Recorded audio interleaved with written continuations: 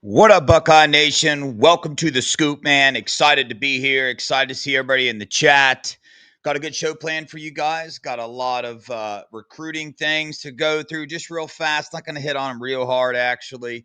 Talk about the team. What are they up to? Obviously, man, sad day in Buckeye Nation. Lost an absolute legend, Nick Mangold. So dive into that a little bit and then talk about what's going on in college football. A lot of coaches about to be without jobs.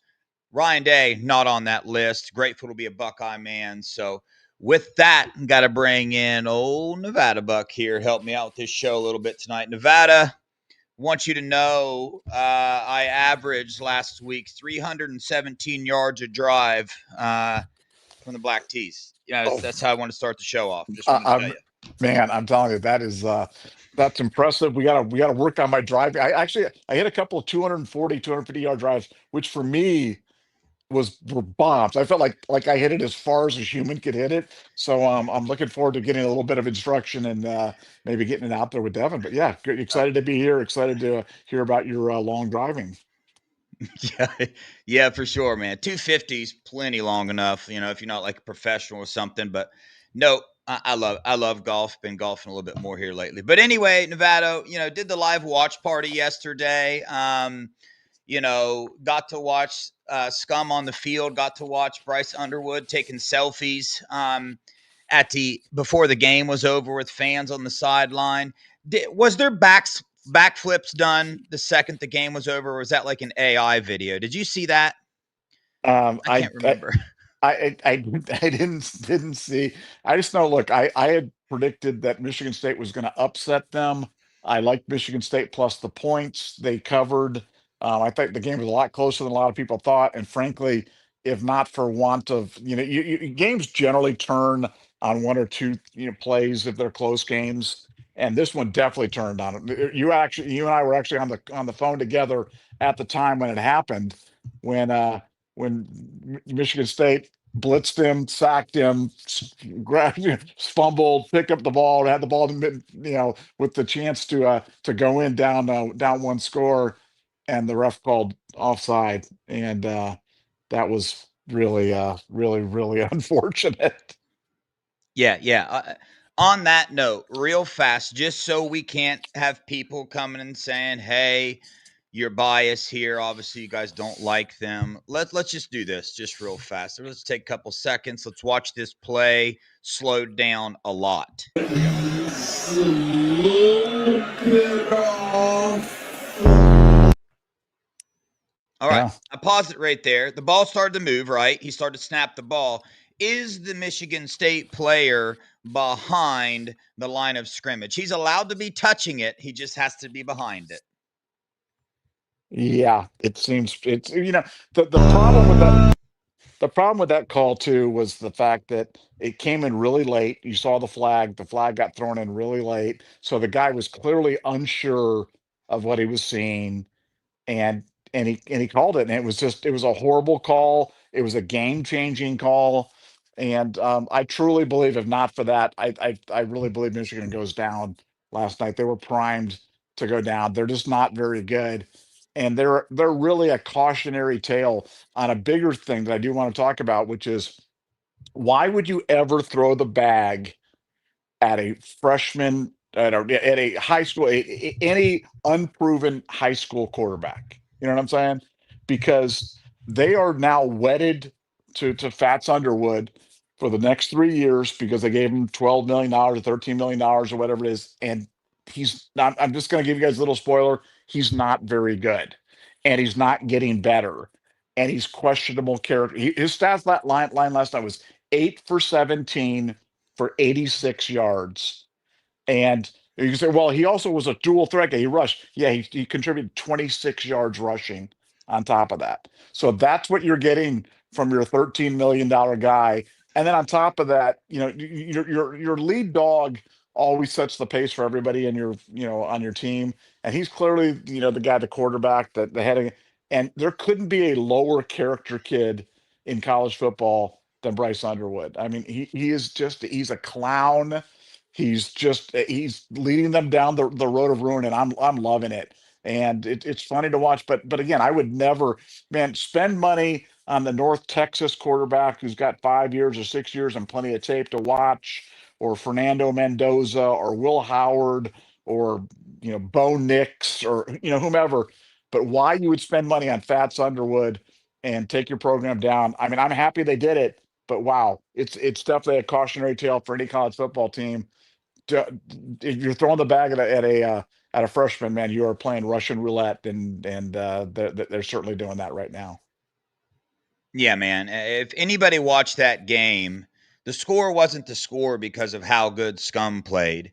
It it wasn't even the score because of how bad Michigan State played, and they played horrible. That is a really, really bad coach team, really bad. 100 yards for 10 penalties for 100 yards. I mean, really bad coach team, and then the calls with the officials. So it just goes to show you. But on a bigger note, I think, Nevada, what you bring up is a really good point about Bryce Underwood. Young, whatever, but it's just like, got to reel that in. But here's where it really starts, dude. I watched Sharon Moore turn around and start engaging with the fans when they got their fourth down conversion, pointing at him, laughing at him. Like, that's your leader, bro. Can you imagine Ryan Day turning around to the away team, okay, and engaging with their fans and like anything at all, yelling anything at them at all? Can you imagine?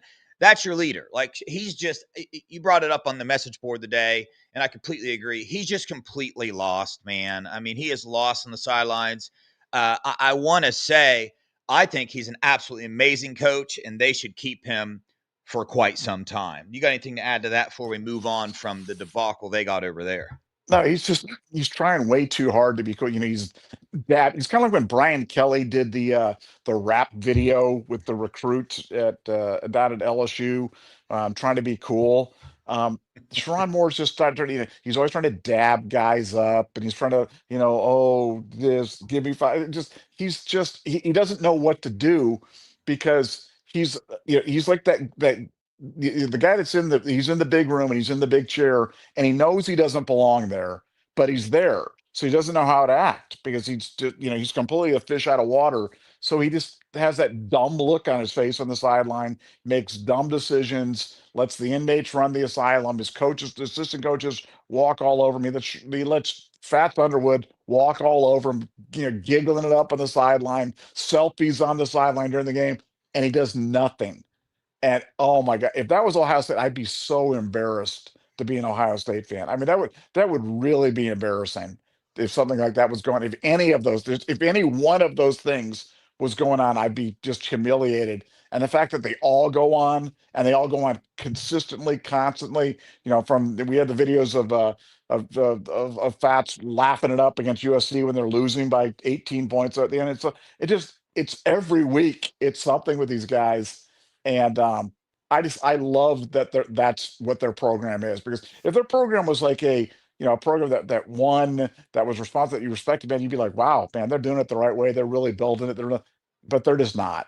Other than, I want to give him credit for getting Justice Haynes. That guy's a really good running back. That guy is a really Mm-hmm. good run. I mean, he is patient and he's fast, and I like everything about him as a running back. But that's about it about that team. I mean, that team is just a mess. And look, in any one game, anything can happen. I understand that, but I am very much looking forward to going up to Ann Arbor, with this particular Buckeye team, with this particular Buckeye staff, and just laying it on them. I think it's going to be completely cathartic for our entire fan base, and I'm going to be here for it. Yeah, I'm excited too, and I decided during watching that game that I'm not going to fall into the whole not act like I have the confidence that I do with these Buckeyes in that game because of what happened last year. The confidence I had last year wasn't like false confidence or something. It was based off of facts and truths, right? We watched what happened, but this year I'm very excited to watch this game with Ryan Day. So yeah, the team over there, it's just, dude, it's rough to watch. I mean, you got Ryan Day, right, poking fun of Jackson Smith and Jigba, the leading receiver in the NFL, because he didn't like his celebration. Ryan Day said, yeah, he needs to act like he's been there a little bit. You know what I mean? Not do all that. So that's just the level that Ohio State's operate. They've been there, right? The players have been there. We've had this success.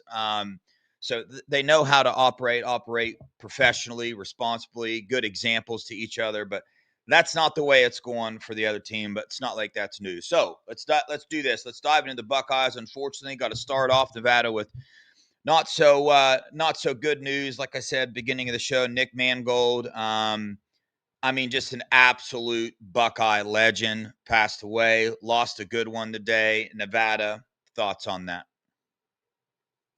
Just terrible. I mean, absolutely terrible. I mean, on the heels of what Bob Maggs died the other day, and you got Nick Mangold, and I mean, Nick Mangold's 41 years old. You know what Yeah. I'm saying? Which is like, I mean, that's so young. I mean, I mean,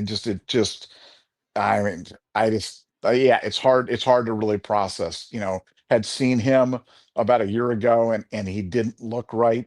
His skin color wasn't good. His power wasn't good. I didn't know what was wrong, but something definitely didn't look right. Um, and now this, just hard to process. I mean, it just I think for everybody, it's just kind of a cautionary tale to enjoy every day. Um, because I mean, look at Nick. I mean, Nick, 41 years old, married, kids, the borderline Hall of Fame career. Yeah, I mean, has it all going on, and then now he's not with us anymore, and it's so remarkably sad. It's remarkably sad when it passes away, when somebody passes away that age. It's really, really sad, and just my heart's been heavy the whole day since I heard that. So yeah, not good news for sure. Yeah, if you didn't have like the privilege to watch what he did in his career, I mean, 3 years starter here for the Buckeyes. I believe as a freshman, right? Nevada came in, somebody got injured. Our starting center, he had to replace them. Ended up just taking the job for the next 3 years. And is this correct? Was he a first round draft pick at center? Let me check on that. Let me check on that. I'm It, not sure if that's true, but let me Yeah. Anyway, left a big impact here at the Buckeyes. I mean, LaCharles Bentley's a good a center, good example. Nick Mangold, absolute legend for the Buckeyes. First round draft pick as a center is just, I mean, it's insane. Yeah, 29th pick overall in the first round. I, That's I know that's that I, wild, I bro. I thought that was right, but I was thinking to myself, am I sure that happened? Because I know. that doesn't happen. Yeah, that doesn't happen for centers. So yeah, 29th pick in the first round. Yeah, that's why like it was one of those things I knew, but when I said it out loud, I'm like, that just doesn't sound like that's really even possible. So yeah, prayers to him, prayers to his family. 41 years old. That's gonna leave some people behind. But prayers this way, show love and support all you can, Buckeye Nation. That's what we do, man. This is a family here. So speaking of the Buckeyes, dude, bye week this week, Nevada. You talked about a little bit of a nugget a while ago about what do they do during this off time? And, they're the number one team. They keep hearing how good they are. They have things to work on. They need to self scout. My overall question here is there enough self scouting to be done? Like, to watch that Wisconsin game and understand how this team needs to move forward. Do you think the coaches have locked down an identity? What I mean by that is pass first team, pass first identity. Open that up. Do you think we're going to see a bigger change for the Penn State game? Have you heard anything about the direction they're moving in? But when you talk about self scouting, it's not for those times with the JJ and his feet. I mean, it's not for just those times. It's for things like this as well. The overall identity of this team, do you think that got worked on and where you think it's headed? Well, I think what it's headed to is that we're going to be a pass first, spread them out kind of team. I think that Ryan still likes the 12, 13, and 14 personnel, but I think when you see the numbers, when you look at the analytics, we're so much more efficient. When there's more wide receivers on the field and when Julian's got the ball in his hand. So I think over time, Ryan certainly wants to balance it out and develop some rushing concepts that work for him. But I think they're really leaning into the fact that our primary way of hurting people is via the air, via the most accurate passer in college football, maybe the most accurate passer in college football history, and the best current pair of wide receivers in the game in Carnell and JJ. So That's every indication that I've gotten from people inside the Woody. That's what I've gotten from talking to players. That's what I've gotten from the way that they're practicing now. Did I think they'd come out and throw as often as they did against Wisconsin?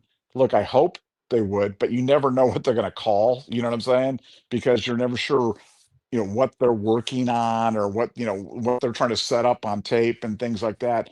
But I really do believe that Ohio State is embracing the fact that they've got a transcendent generational type of talent and Julian Sand at quarterback, and that they really need to lean into the fact that they can throw the football on anybody, and the teams that they have up on the schedule against them are particularly vulnerable to the pass. And I think Ohio State knows that, and we're going to see more of it.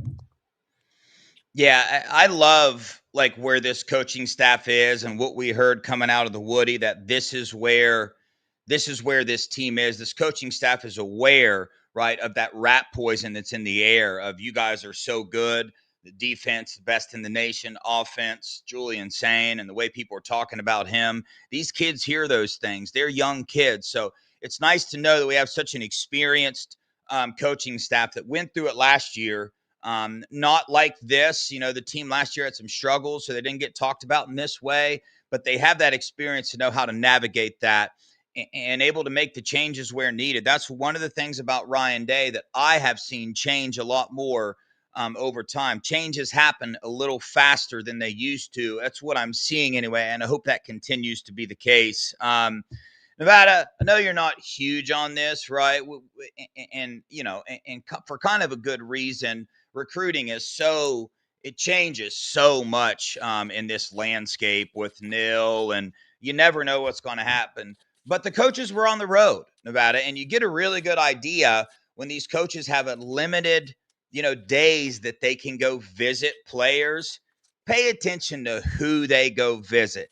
And I just want to go over that list real fast, but I see you unmuted. You got to say something about recruiting before I dive No, into this list just real quick? you gotta remember, I started my career on recruiting. Like, that was what I I cut my know. teeth on Yeah. originally. So it's just so hard now. I mean, I have so much respect for anybody, including people like yourself, that try to follow it and cover it and make sense of it, because it is great. But I think you make a really good point. When you've got an off week like this, you've got a chance to make visits, you've got a chance to expend your valuable resources, mainly your time.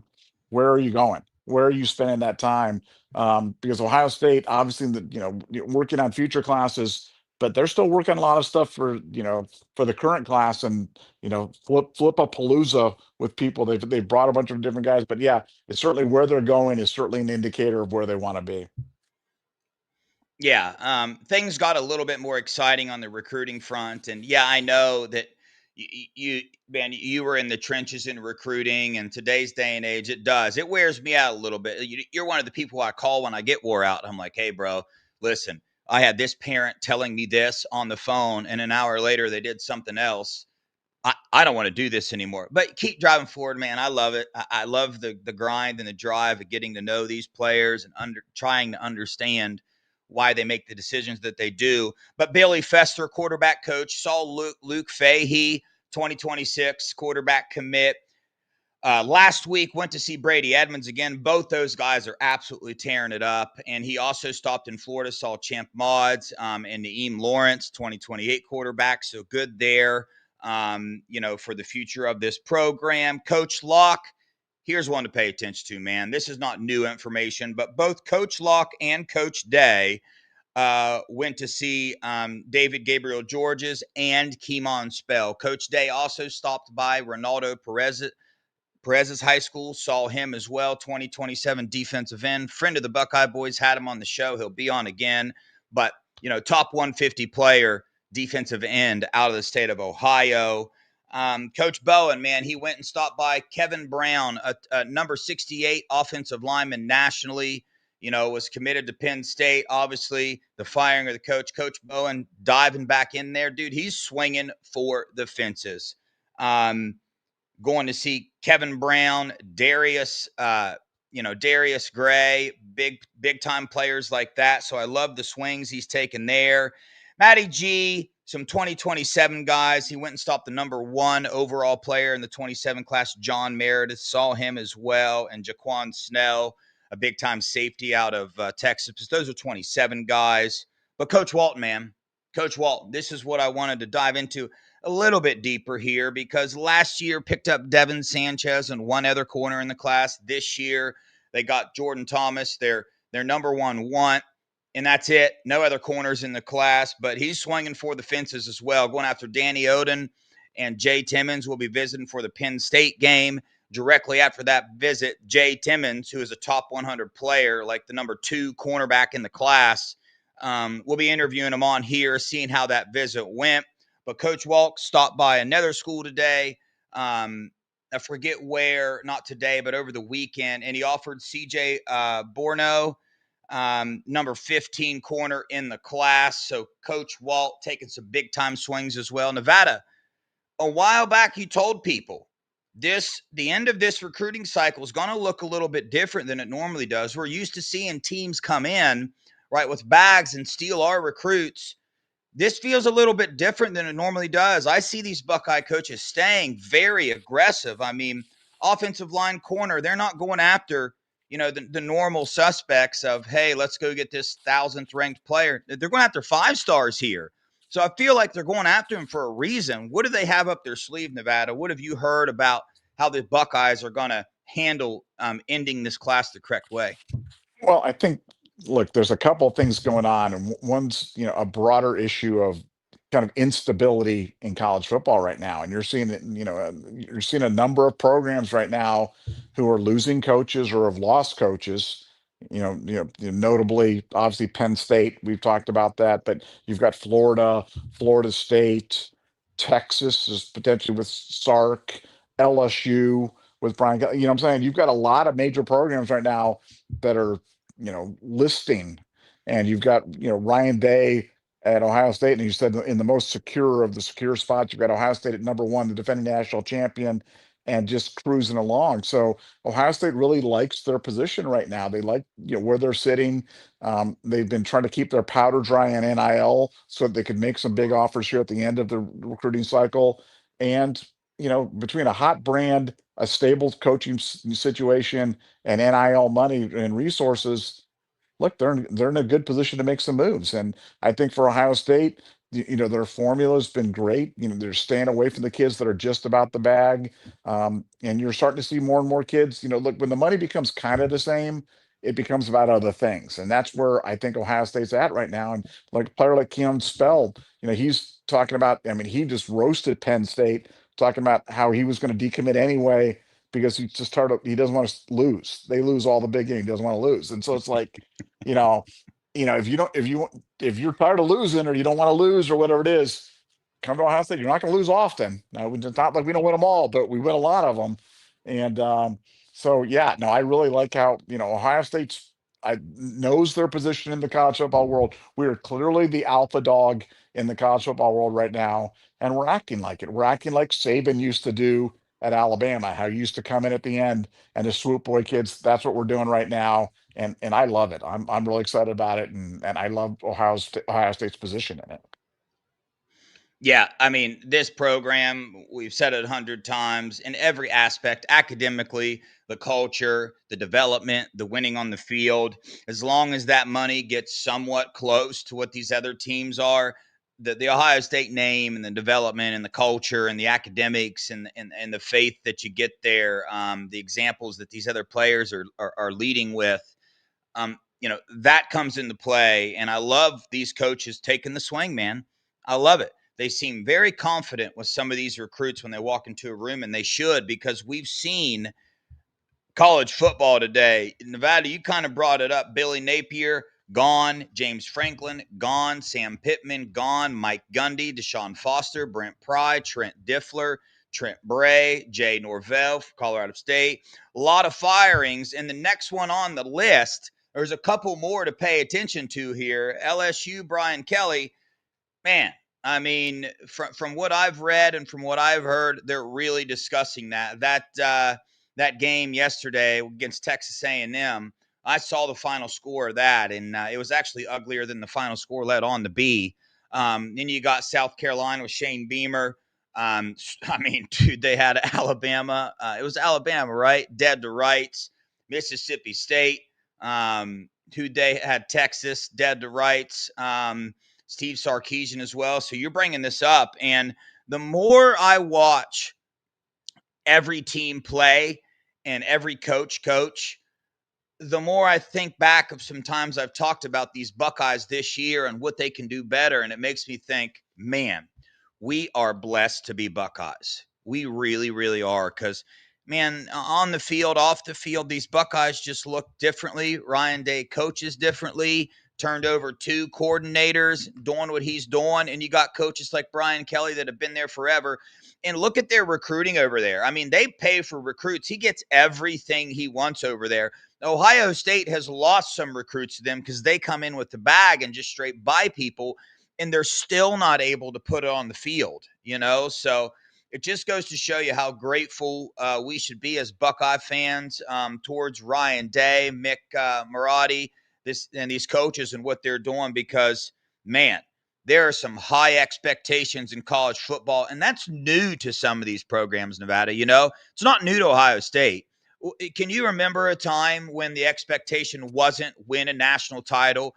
Well, now when you dump all this money into your program, these donors at LSU, at Florida, man, that's their expectation. And I'm not sure those programs can say they've had the expectation of natty or bust as long as the Buckeyes have. Maybe I'm wrong about that. What's your thoughts on that?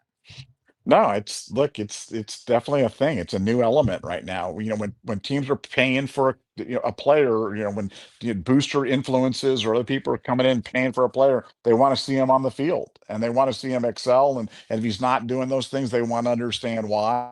And you end up with situations like Arch Manning, Quinn Ewers thing, where they couldn't wait to get rid of Quinn Ewers for Arch Manning, and then Arch Manning's trash. You know what I'm saying? And it's funny watching Texas A&M with all their, because they obviously had that incredible recruiting class that one year where they threw the bag. Well, all those guys are gone, and it's now the latest round where they were a little bit more moderated in terms of what they did. These are the guys that are kind of leading them on the field right now. So for Ohio State, it's just it's always finding that balance. It's finding that balance where you can kind of you put your best foot forward, and as you said, make the money not matter by at least being in the ballpark.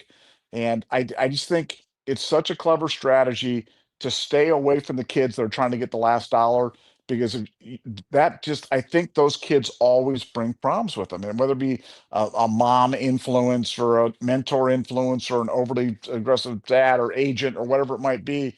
But I just think those kids are going after it for the wrong reason, and I think it unintentionally helps Ohio State self-select these kids, and they get the right type of kids. And I love it. I'm excited about it. And for Brian, when people have been worried about Blaine Bradford down there in Louisiana, but obviously with the instability at the coaching situation and Brian Kelly seemingly on the verge of being fired at any moment, it doesn't really lend itself to that making a move. So I like our position on that particular recruit, but I like where we're sitting in the entire landscape even better.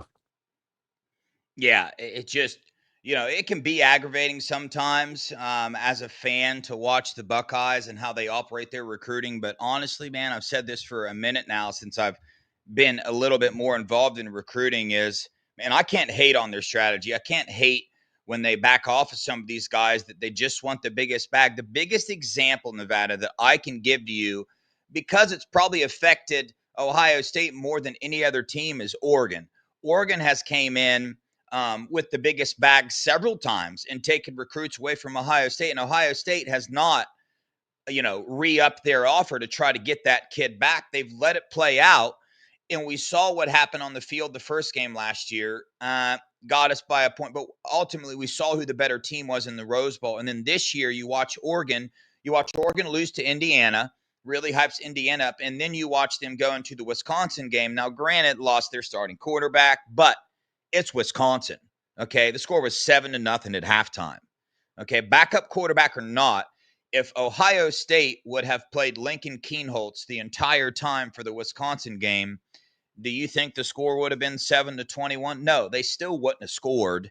And I have faith that we probably would have scored more than 20 points. But either way, not just that game in general, you see that strategy. Oregon is a perfect example of that strategy of, hey, money, flash, fame, come here, I got you, I'll give you shoes, I'll give you money, I'll give you an apartment, I'll give you the car, I give you what you want, come here. You look at what they're putting on the field, a pretty good football team, but when it comes down to the nitty gritty, when it matters in the playoffs and people are a little injured and maybe some arguments among players and playing time, how do they all come together during a team, during a game when that happens? And when your number one reason to come from a school is money, and you're in the playoffs and you come against those, you're getting paid no matter what. So what's going to drive you to take that next step? And listen, I'm not bashing on all these kids that pick the money. I don't know their situation. I'm not saying I wouldn't do it. I don't know. Okay. But still, what I am showing is how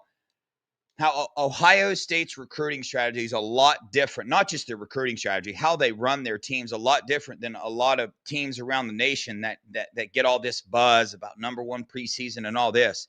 And the Buckeyes still come out every day, every game so far this year, and just look classy. They look, disciplined, coached well, and dominating on the field. And they're not going out and having to pay $1 million to getting running back, even though we wish they would have maybe right now, but I think we're good. I think we're set good. And I think the future of this program looks very, very bright, even with us not having to go out and take chances on high school players, paying them over $1 million. Well, yeah, and I think for Ohio State, look, having been around team sports my entire life and in professional life, I'm telling you, when things are going good, you don't have problems. It's when things go bad is when you have problems, and that's when you find out what your culture. You don't find out about your culture when things are going good. You find out about your culture when things are going bad.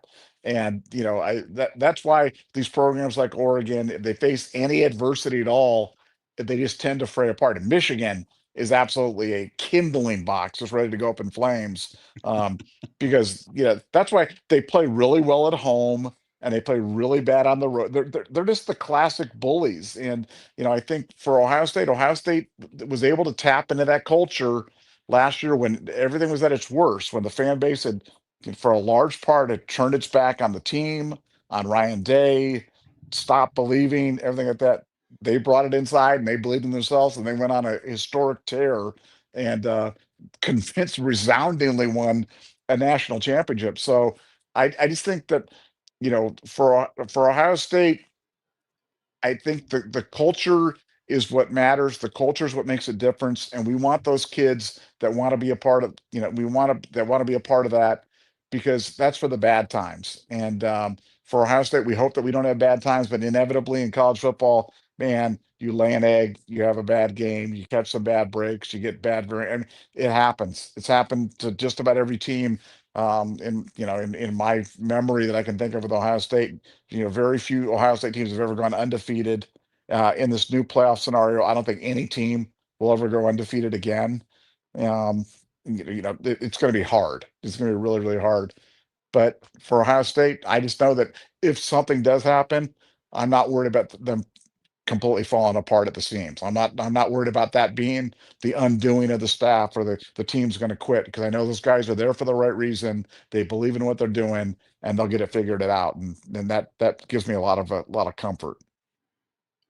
Yeah, and what Ryan Day learned last year from winning that national title, going through what he went through with the offense, having Chip Kelly there and Jim Knowles in the defense after the Oregon game and managing to correct that ship. Like, I feel like Ryan Day has learned so much and made changes. And you see in the offseason his coaching hirings as well, goes in and snipes two legit like head offensive line coaches to come and be assistants in his program. When you see head coaches being able to take position coaches and make them assistants on their teams, you know that it's a pretty good program because coaches just don't do that. So you see all these coaching changes now going on in college football.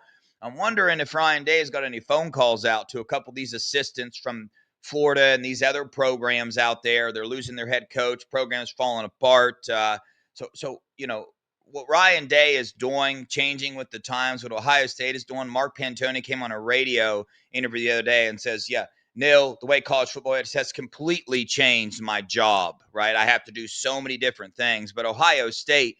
has been able to stay at the forefront of that by not really, they've had to make some changes, but they've kept their base the base. And the first thing, and that's the culture.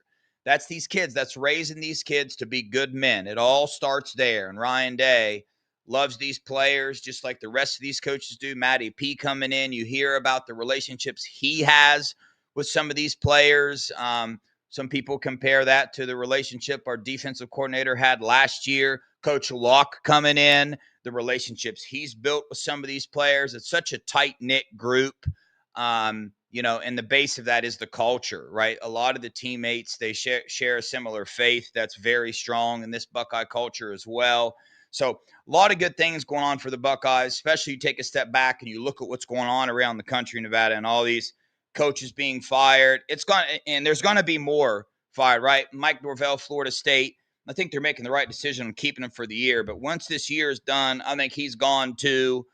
So it's just a great time to be a Buckeye and a great time to see a team go out and play the way we're playing, knowing that there's so much more in the tank. I cannot wait to watch this Penn State game after a bye week. All this work the coaches have put in, gave the players some time off, yet stayed in the film room, going to try out some new things, the self scouting. I am excited to see this Penn State game and see what the coaches come up with. Yeah, and look, I mean that Penn State game. You look at the schedule. Preseason that was supposed to be a 1 versus 2 type of matchup, and I mean, and we weren't sure who the one was. A lot of people are thinking Penn State was picked to win the Big Ten and be the national champion and things like that. And obviously things have changed with Aller being out and stuff. But this no, this is going to be it's going to be a great matchup. I think to me this is the opening act of the second season. I feel like the season's been kind of two parts. You had the first half of the season. Now this is the second half. Let's see what they roll out. Let's see, what they do. I think we're going to get a really good idea about Ohio State coming off this bye week, about what they're trying to build towards, with the offense, with what they're trying to build into the Big Ten championship game and into the playoffs, what they're going to try to be looking like. Because I think the biggest changes are going to come right now. They're not going to come at any other point in the season, bit more so than right now, because you've got the first half of the season in the book. You've got 2 weeks to prepare. I think the offense that comes out against Penn State is going to be directionally what they're trying to move towards, and that's another reason why I'm excited to watch that game. Yeah, well, I mean, it lines up with last year. I would say, in Nevada, let me know if you agree with this. The biggest change was made after the Oregon game to the defensive side of the ball. But that's because that's where most of the struggles were occurring. We don't have a lot of struggles on the defensive side of the ball, yet there's a glaring thing that needs to get better on the offensive side of the ball. And if we're following a pattern, if we're going off the past, Ryan Day made that change last year. I remember reading the Scoop Report, listening to the shows, talking about it as well, all the intel coming out about the changes they were making with turning some of these defensive ends loose, blitzing more, turning up the blitzing percentage. So I expect that. That's what good college football coaches do. They don't get stubborn. Ryan Day has that in him, but I just think he's gained so much experience, and he saw what happened in the playoffs when he just turned it loose, right? Unstoppable. This team's the same way.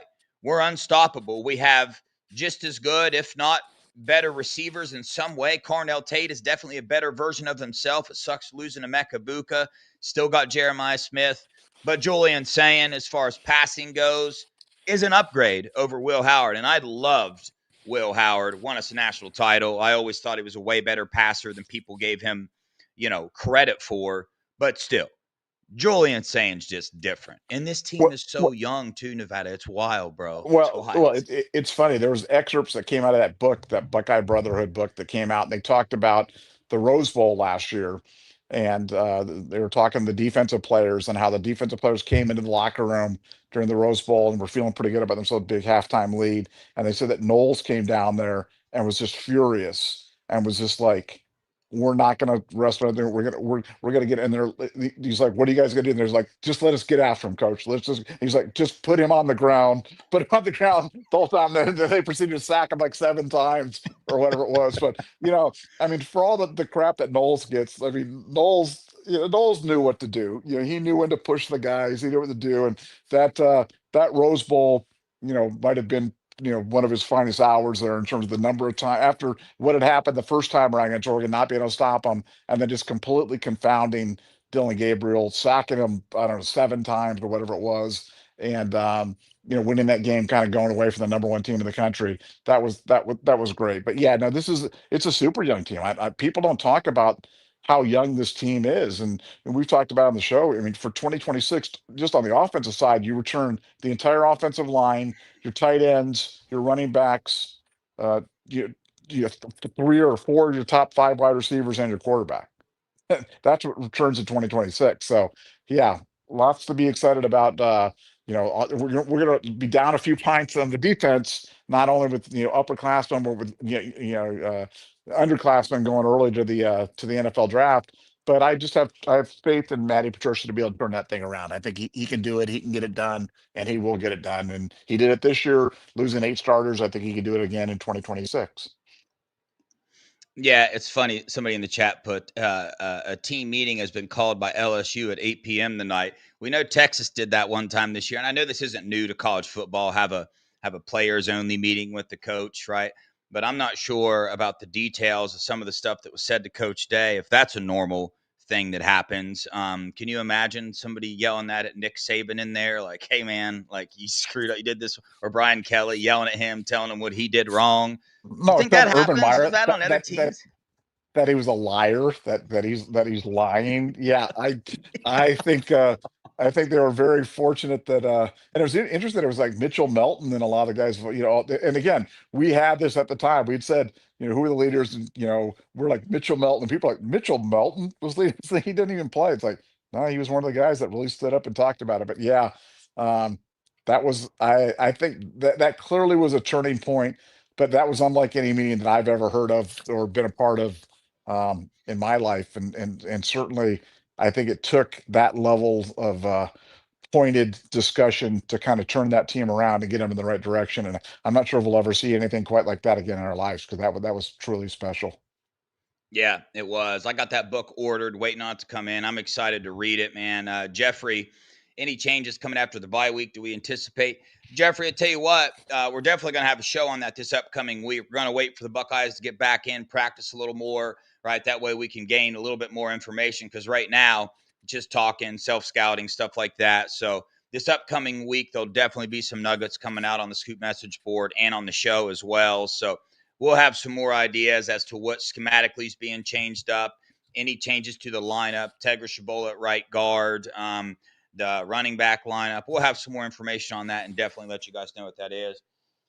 Nevada, I hope this book has a little bit of information about Jim Knowles, because, I don't want to turn this into a 20-minute conversation, but this is the last thing is I ask myself because there's a part of me that has a little bit of dislike for Jim Knowles, but I can't really pinpoint. I think it's just because he left. It's like, hey, dude, you won a national title, you had the number one defense, and you just left these dudes, right? But money's money. But I think there's so many like false details, lies people are putting out about how this all went down. And I think even whether you believe him or not, that's where a lot of this like hate for Jim Knowles is coming from. Then you have a sister on X who goes back and forth with people all day long, especially during that time. But you brought it up, Heather. You corrected me the other day, right? You have other people putting on Twitter and other shows and stuff that he asked for a raise before the national title game. That makes people furious, but that's not true. It didn't happen. So it'd be interesting to know, right? The actual facts and truth about how it all worked out. See how old Jimmy handled the situation. But either way, we got Matt Patricia. So quite honestly, I don't really care too much anymore. Yeah, no, like I'm in that same spot where I'm just like, I don't really care. It doesn't really Yeah. it doesn't really matter. It's trivia at this point. But for Ohio State, it all worked out. I mean, it worked out the way that they wanted to go. This is the outcome that he wanted. I think Ryan Day kind of figured it was time that they wanted a different voice going on, and they wanted, that sometimes you just need a different voice in the room, and that's what they're looking for. And he got it with Matt Patricia, and it's worked out spectacularly. And I think it worked out for all parties involved. Yeah, no doubt. Buckeyes coming off this bye week, getting ready for Penn State, make some changes. Like I said, we'll keep you guys up to date on that. Really turning up the heat on some of these 2026 recruits to finish this class out strong. Stay tuned next week, man. Got a loaded roster of shows. Daniel Sanchez Wednesday, Sports Talk with Jay on Tuesday, Brady Edmonds on Thursday, Jay Timmons after his visit over the weekend will be joining us as well. A couple other defensive linemen. Let me drop this nugget for you as well. I would keep an eye on some USC defensive linemen. Maybe some surprising names popping up for the Penn State game, possibly another game as well. So keep an eye on there. Remember where you heard it first. Nevada, any closing thoughts on these Buckeyes or anything else? Relatives of Epi? Isn't everybody a relative of Epi? Essentially, bro. Essentially. Essentially. I talk to his dad all the time. You know, this defensive lineman out of Texas. He's 2026 defensive lineman. He's going to be coming up for the Penn State game. Relative of Epi. So, and it's like legit. That's his blood relative. It's not like so No, big but old I gotta tell you, family. I told you a funny story. I put it on the board. It's like a good friend of mine's Ed Tiamu was a star at Utah, got drafted by the Vikings in third round, and he lives down in San Diego. And he's like, "Oh man, brother, my relatives are wearing me out. Like they all come to visit. They all want to stay at my house." I'm like, "How many relatives do you have, Ed?" He goes, "The entire island." It's like it's so funny. It's just like they're all cousins and brothers and second cousins, stuff like that. So it's every one of those Polynesians is a cousin of Epi, and we want them all at Ohio State. That's for sure. Oh, I'm telling you, you want to talk about an an upper class of a human being, his dad, Epi himself, putting out devotionals, just the way he carries himself. You guys saw the interviews. So, yes, very close family as well. So, anybody, right, that's a relative to him. The Buckeyes have opened it up, man. You'll see this 27 class. I think the Buckeyes are like in the lead for three of Epi's cousins, but there will be a show where I have Epi or his dad on, and we'll go down the list for you with him on here, so you guys can see how big his family truly is. But hey, appreciate you guys for watching. Ryan Day not on the hot seat, right? Like most of the nation's coaches is. Buckeyes in a great spot. Penn State coming up. Undefeated regular season. We're going to run the table here. Nevada says next to impossible doing these 12-team playoffs. I think the Buckeyes got a pretty good shot this year, but going to turn it up. Going to have to turn it up during the playoffs. But on that note, guys, we appreciate the heck out of you. Okay, just make sure I didn't miss any super chats. Good to go. Hit that like button on your way out. Subscribe button as well. Love you guys. Go Buckeyes. OH. IO.